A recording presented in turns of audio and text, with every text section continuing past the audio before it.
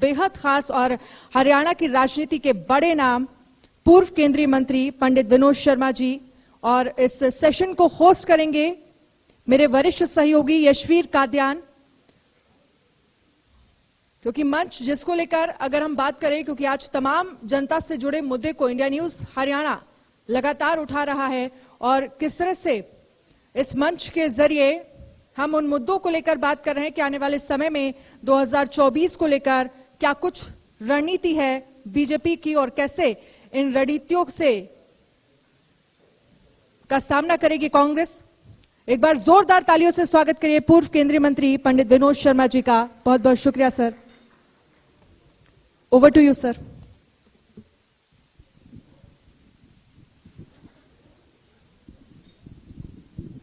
नमस्कार। India News Haryana के मंच कार्यक्रम में आज हमारे साथ हैं पूर्व केंद्रीय मंत्री और हरियाणा जन चेतना पार्टी के अध्यक्ष पंडित विनोद शर्मा जी। जैसा कि आप सब जानते हैं, विनोद शर्मा जी का हरियाणा की राजनीति में काफ़ी महत्वपूर्ण स्थान है। आप हरियाणा के विभिन्न विभागों के मंत्री रह चुके हैं और हरियाणा की सियासत में एक धाकड़, मजबूत और दमदार नेता के तौर पे आपकी गिनती होती है। स्वागत है सर आपका। धन्यवाद सर। हरियाणा की राजनीति में एक चमत्कार हुआ कुछ दिन पहले। सबसे पहले तो मैं जी आपका शुक्रिया करना चाहूँगा। आप बहुत अच्छे पत्रकार और पुराने पत्रकार हैं कि आपने मुझे इंटरव्यू करने के लिए बुलाया है, और साथ ही हमारे स्पीकर साहब सभा में मौजूद हैं। मेरे दोस्त बहुत पुराने, मेरे क्लास फेलो चौधरी रंजीत सिंह चौटाला भी मौजूद हैं, और हमारे भाजपा के अध्यक्ष धनखड़ साहब भी सभा में मौजूद हैं। तो करिए कार्यक्रम शुरू। जी सर। सर, हरियाणा की राजनीति में कुछ समय पहले एक चमत्कार हुआ, और चमत्कार वो ये था कि एक सज्जन जिनके पास खुद की एक वोट भी नहीं थी, वो हरियाणा से राज्यसभा के उम्मीदवार बने, चुनाव जीते निर्दलीय उम्मीदवार के तौर पे, और इत्तेफाक से वो आपके सुपुत्र हैं कार्तिक जी। तो ये चमत्कार कैसे हुआ? देखिए कादियान जी, ये चमत्कार तो नहीं है। कार्तिक शर्मा ने भले ही एक निर्दलीय उम्मीदवार के तौर पर चुनाव लड़ा था, परंतु दूसरी पार्टियों ने, जिनमें भाजपा, जेजेपी, दोनों का समर्थन हासिल था, और दोनों पार्टियों की सिग्निफिकेंट प्रेजेंस है असेंबली में। दूसरी तरफ कांग्रेस का उम्मीदवार था, कांग्रेस के 31 एमएलए थे, और हम सब जानते हैं कि राज्यसभा में जो मेंबर चुन के जाता है उसका कार्य अपनी state, he is representing the state in Rajya Sabha. उसका कार्य ये होता है कि अपने प्रदेश के मुद्दों को लेकर वो राज्यसभा में उठाए। लेकिन जो दूसरा उम्मीदवार था, मैं समझता हूं वो ना तो हरियाणा का था, ना ही हरियाणा के मुद्दों को समझ सकता था। इस वजह से शायद उसको कामयाबी नहीं मिली। लेकिन ये एक अहम बात है कि इस चुनाव में जितनी भी राजनीतिक पॉलिटिकल पार्टियां थी, उन सब का वोट कार्तिक को मिला। भाजपा का, एनएलओ का, भाजपा के वोट मिले, निर्दलीय सारे मिले, और भी जो पार्टी थी उसका भी मिला, और कांग्रेस का वोट भी मिला। तो कहीं ना कहीं मुझे लगता है कि इस बात का लोगों के मन में भावना थी कि शायद वो जो दूसरा उम्मीदवार है वो जस्टिफाई नहीं कर पाएगा अपनी पोजीशन को। और दूसरा, जिन लोगों ने कार्तिक शर्मा को वोट दिया है, उन्होंने अपना विचार और विश्वास इसमें प्रकट किया है, और उसे इस पे पूरा उतरना चाहिए। सर, जब ये नामांकन पत्र दाखिल किया गया राज्यसभा चुनाव का, तब आप कितने आश्वस्त थे कि ये जीत होगी? क्योंकि पूरा समर्थन संख्या बल के हिसाब से आपके पास नहीं था उस समय। सर, जब कार्तिक जी ने नामांकन पत्र दाखिल किया, तो तब आप कितने जीत के लिए आश्वस्त थे कि ये जीत होगी? क्योंकि संख्या बल और जो समीकरण है वो तो धीरे धीरे राजनीति में बनते बिगड़ते रहते हैं। कार्तिक जी का ही, जब उन्होंने नामांकन पत्र दाखिल किया, तब आप जीत के लिए कितने आश्वस्त थे? माफ करना, मुझे पूरा स्पष्ट नहीं हो रहा कि आपका सवाल क्या है कादिर जी। सर, मेरा सवाल ये है कि जब नामांकन पत्र चुनाव के लिए दाखिल किया गया, तो आप जीत के लिए कितने आश्वस्त थे? कि मैं उन व्यक्तियों में नहीं हूं जो चुनाव लड़ते हैं और ये सोचते हैं कि हार जाएंगे। मैं आश्वस्त था कि हम जीतेंगे, और इसी धारणा के साथ कार्तिक ने अपने नामांकन पत्र भरे, और जितने एमएलएस की, विधायकों की जरूरत थी, उन्होंने कार्तिक को प्रपोज किया। और मुझे पूरी उम्मीद नहीं बल्कि विश्वास था कि ये गलत फैसला जो हुआ है कांग्रेस की तरफ से, उसका खमियाजा उनको भुगतना पड़ेगा और कार्तिक जीतेंगे। सर, आप हरियाणा में गरीबों की आवाज उठाते रहे हैं। एक आपने सर एक बड़ा मुद्दा उठाया था, उसमें यह था कि ब्राह्मण समेत कई अन्य जातियों के लिए आपने आर्थिक आधार पर आरक्षण की एक मुद्दा उठाया और उसको अंजाम तक पहुंचाया, लड़ाई लड़ी। अब इसकी क्या स्थिति है? देखिए, हमें इसको गहराई से समझना पड़ेगा। समय बदल रहा है, परिस्थितियां बदल रही हैं। गरीबी रेखा के नीचे बहुत से ऐसे लोग हैं जो जनरल क्लास के साथ संबंधित हैं, उनका कोई कसूर नहीं। उनके परिवार में जमीन नहीं है, उनके परिवार में कोई खेती नहीं है, कोई घर में बच्चा सरकारी नौकरी में नहीं है,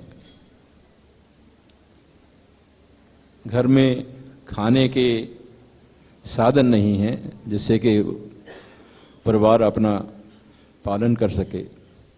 ऐसी स्थिति में सरकार का फर्ज बनता है कि उनके बारे में भी सोचा जाए ताकि उनको भी नौकरी मिल सके। इसी को सामने रखते हुए ये मुहिम चलाई गई थी।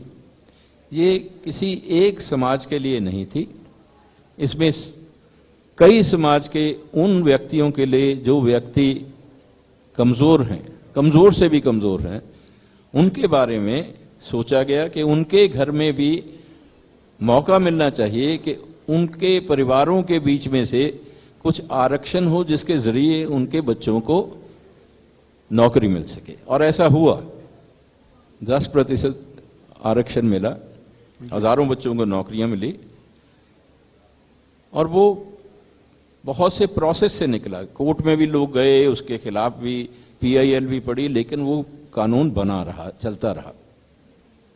आगे जाके उसी कानून को केंद्र की सरकार ने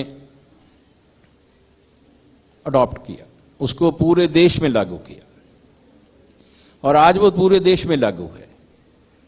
आज पूरे देश में उन व्यक्तियों को जिनकी आय बहुत कम है, जिनके पास साधन नहीं है, और वो गरीब से गरीब वाली कैटेगरी में आते हैं, गरीबी रेखा से नीचे हैं, उनके बच्चों को भी नौकरी मिले, उसके लिए 10% आरक्षण रखा गया है।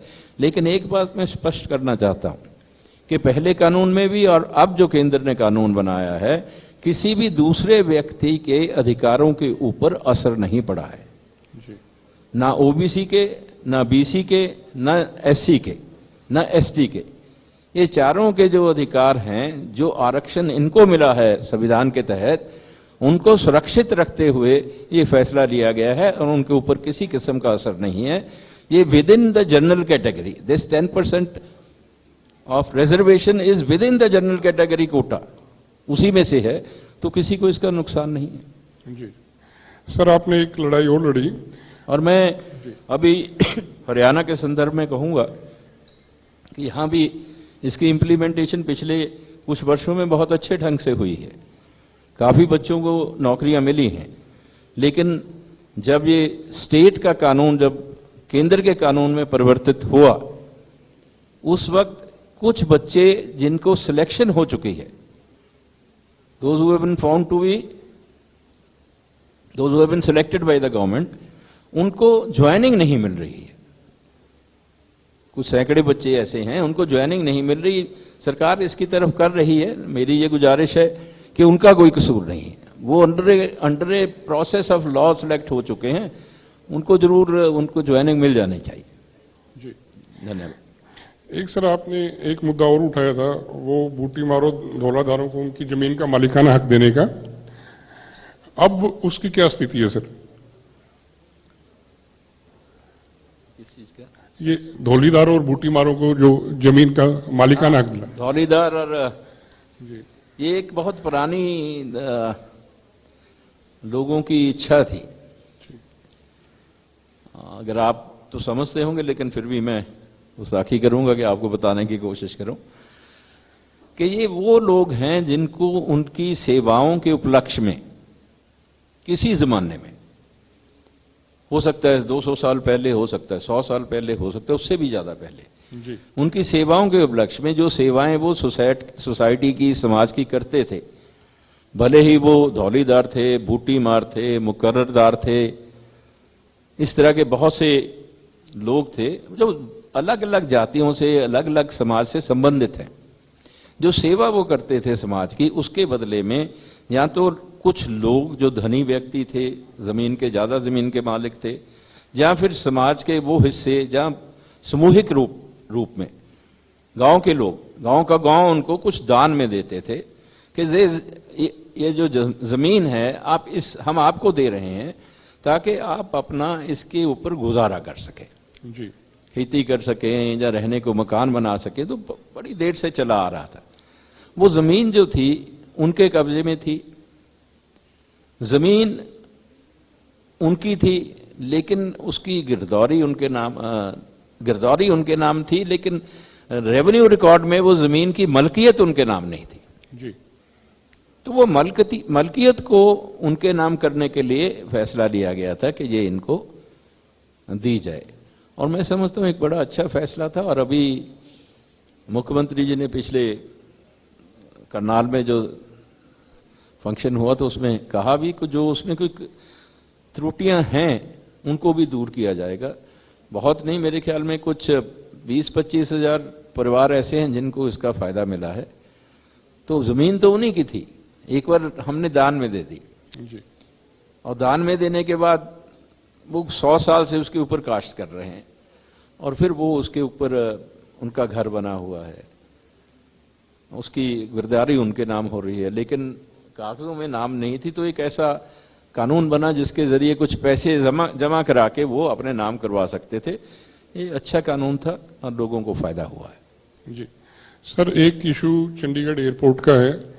अब चंडीगढ़ का एयरपोर्ट चंडीगढ़ का होकर भी चंडीगढ़ का नहीं है, अब ये मोहाली एयरपोर्ट हो गया है। ये तो मैं समझ नहीं पाया, मुझे नहीं लगता भी कोई भी समझ पाया इस बात को कि अच्छा भला एयरपोर्ट था यहाँ चंडीगढ़ में, हरियाणा के लोग, पंचकूला के लोग या चंडीगढ़ के लोग आसानी से वहां एयरपोर्ट पे जाके अपनी फ्लाइट पकड़ते थे। अब 1 घंटा लगता है।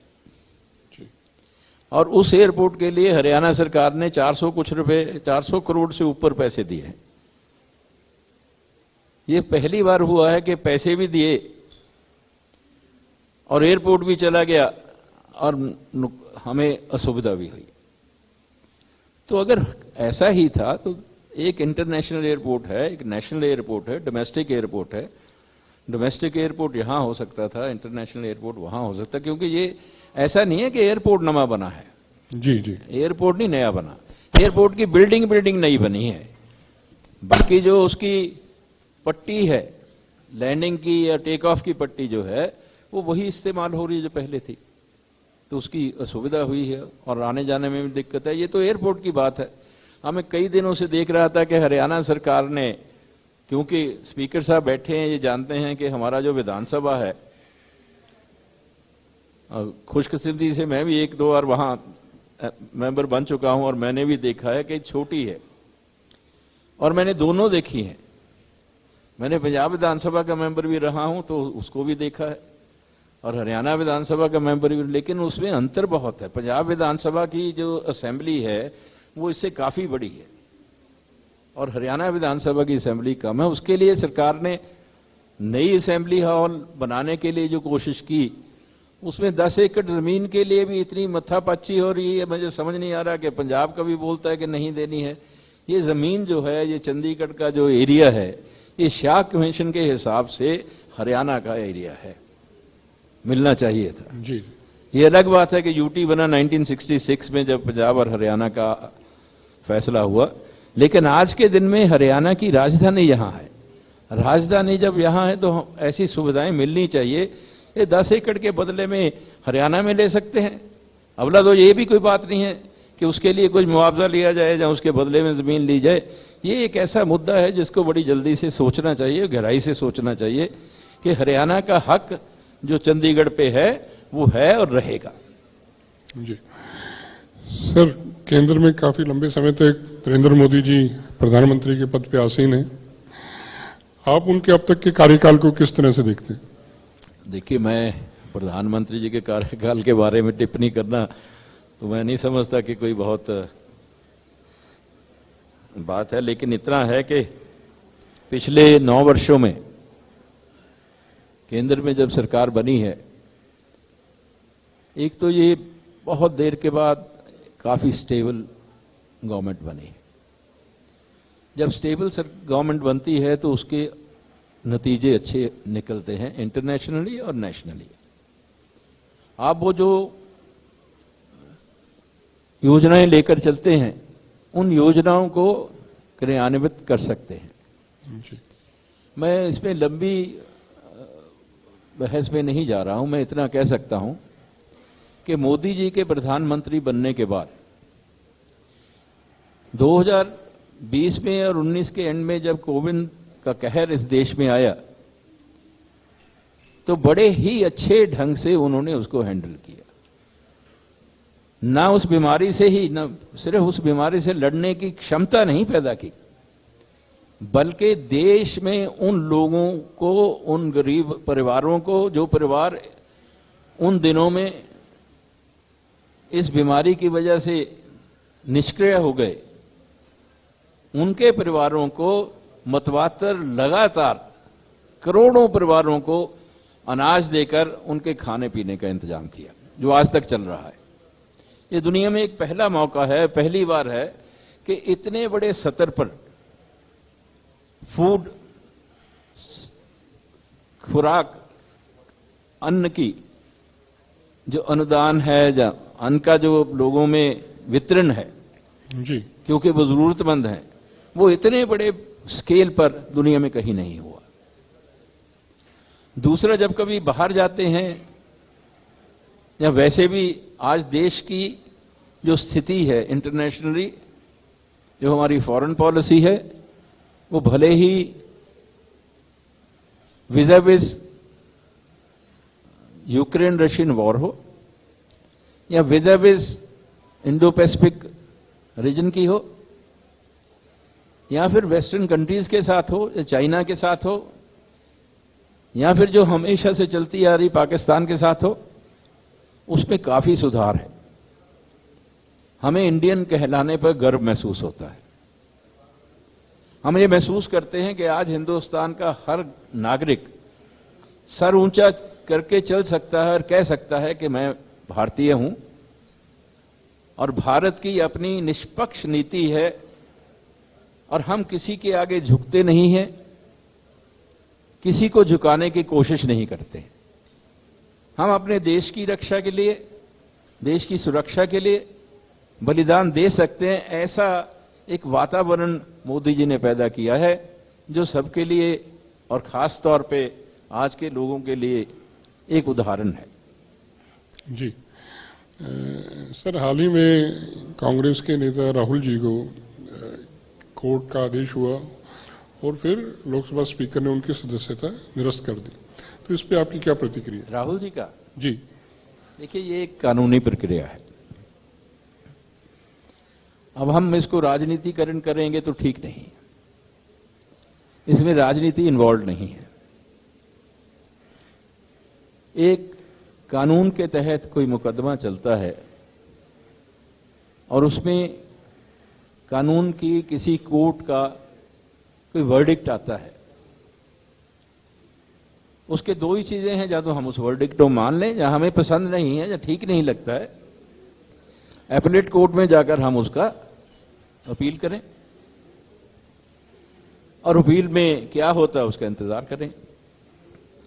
तो कानूनी प्रक्रिया जो देश में है उसके ऊपर कानूनी ढंग से ही कार्य किया जा सकता है, और ऐसा पहली बार नहीं हुआ है। यहां हमारे हरियाणा में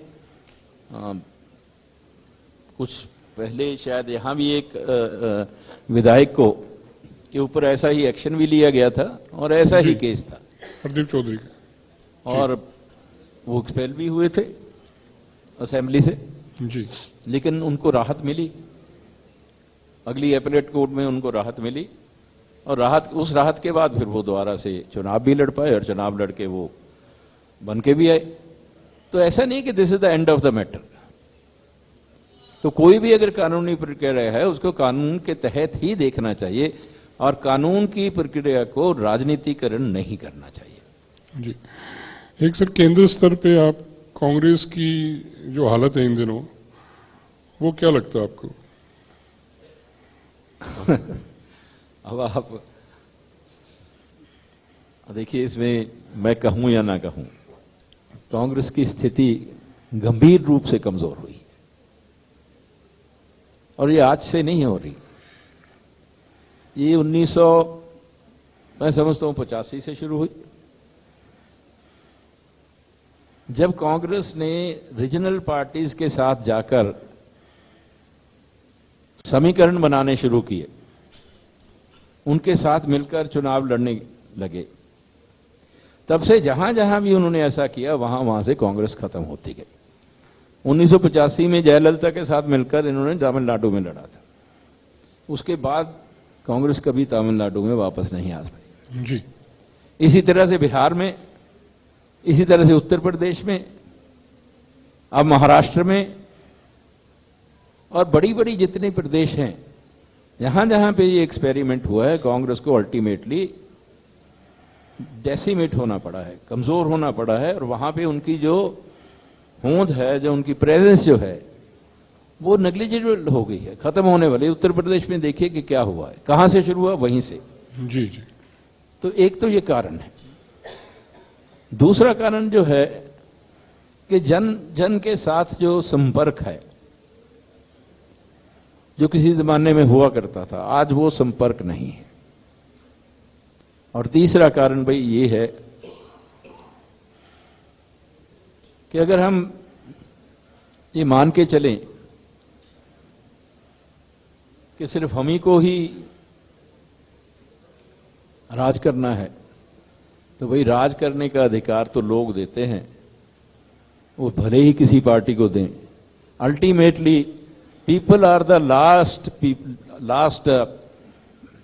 blessing, you can say. It is the people who decide who is going to rule. जी जी, तो आपको लगता है कि कांग्रेस लोगों से दूर होती जा रही है? कांग्रेस लोगों से दूर होती जा रही है। मैंने कहा कि संपर्क जो है, जी जी जी, जो कार्यकर्ताओं का संपर्क होता है किसी पार्टी के, वो संपर्क टूट चुका है। कोई संपर्क ग्रास रूट लेवल पे जो संपर्क होना चाहिए वो कार्यकर्ताओं का नहीं रहा है। जी जी। सर, आप हरियाणा की राजनीति में लंबे समय से सक्रिय हैं। हरियाणा में मनोहर लाल जी लंबे समय से मुख्यमंत्री हैं, ठाठ से राज कर रहे हैं। उनके कार्यकाल को किस तरह से देखते हैं?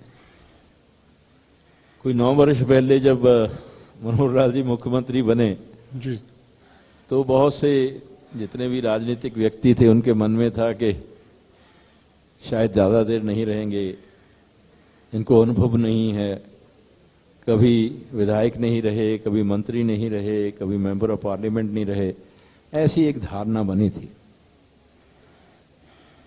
लेकिन अपनी मेहनत से, अपनी दूरदर्शिता से, इसके बावजूद के कोई एक्सपीरियंस नहीं था, पिछले 9 वर्षों में हरियाणा में एक अच्छी और मजबूत सरकार दी है उन्होंने जी। और बहुत से वर्गों को इसका फायदा हुआ है।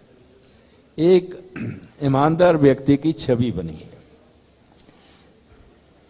और ट्रांसपेरेंसी इन जॉब्स, जैसे कि हम नौकरियों में ट्रांसपेरेंसी आई है। लोग समझते हैं कि काबिलियत के अनुभव से उनको नौकरियां मिलती हैं। ये बहुत बड़ी उपलब्धि है कि एक विश्वास को प्राप्त करना, किसी भी राजनेता को विश्वास प्राप्त करना जरूरी है, तभी उसकी इनिंग्स जो हैं, उसका राज करने का या काम करने का जो समय है वो लंबा मिलता है। जी सर, हमारे पास समय का अभाव है, आखिर के 2 क्वेश्चन। एक तो ये कि सर अभी मनोहर लाल सरकार के पास चुनाव में जाने का समय नजदीक आने वाला है, तो आपकी कोई उनको सलाह कि जो समय बचा हुआ है उनका किस तरह से उपयोग कर सकते हैं? तो मैं सलाह तो नहीं दे सकता सरकार को, मैं तो इतना कह सकता हूं कि अभी हमारे पास 1.5 साल सरकार के पास है, तो इन 1.5 वर्षों में एक लोगों की आकांक्षाएं होती हैं। जैसे आज हरियाणा में मैं समझता हूं कि इतनी देर में आप बहुत बड़े बड़े काम नहीं कर सकते हैं, जो काम हमने शुरू किए हैं उनको ही पूरा किया जा सकता है, लेकिन 2 मुद्दे जो हैं उनके ऊपर अगर स्पेसिफिक ध्यान दिया जाए, जैसे एक तो रोजगार का मुद्दा है, रोजगार की जरूरत महसूस हो रही है, प्रदेश के नौजवान हैं वो समझते हैं कि रोजगार मिलना चाहिए, तो ऐसे एवेन्यूज ओपन होने चाहिए। ये जरूरी नहीं कि सरकारी ही नौकरियां मिले, हमेशा सरकारी नौकरियां मिलती नहीं, लेकिन रोजगार मिलना चाहिए और रोजगार के लिए उनको बहुत जरूरत है। एक तो रोजगार की तरफ, चाहे वो स्किल्ड लेबर है, चाहे हम डिफरेंट इदारों में जहां जितनी भी नौकरियां हमारी खाली पड़ी हैं उनको भरें, जैसे भी जहां और अपॉर्चुनिटीज क्रिएट करें। और दूसरा जो है कि लोगों की एक समस्या है कि उनको रहने के लिए जगह नहीं है, खासतौर पे ये मैं बात करूंगा गांव के लिए।